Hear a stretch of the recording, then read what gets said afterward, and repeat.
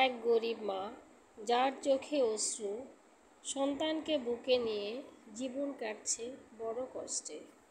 তবুও মুখে একটিও অভিযোগ নেই, কারণ সে জানে আল্লাহ দেখছেন তার সব কষ্ট। সন্তান ক্ষুধায় কাঁদে, মা নিজের শেষ রুটিটুকু তাকে খাইয়ে দেয়, কিন্তু নিজে উপোস থাকে। তবুও মুখে হাসি, শুধু সন্তানের জন্য। প্রতিদিন রাতে মা আল্লাহর কাছে দোয়া করেন, হে আল্লাহ, আমার মুখে যেন কখনো অভাব না আসে। তার চোখের পানি চুপি চুপি আল্লাহর কাছে পৌঁছে যায়। একদিন সকালবেলা এক অপরিচিত লোক এসে বলল, আপনার জন্য আল্লাহ একটা পথ খুলে দিয়েছে।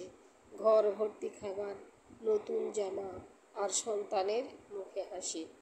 মায়ের দোয়া, ধৈর্য আর আল্লাহর উপর ভরসাই হলো তার জীবনের সবচেয়ে বড় শক্তি। আল্লাহ তার বান্দার কষ্ট কখনোই অপচয় করেন না।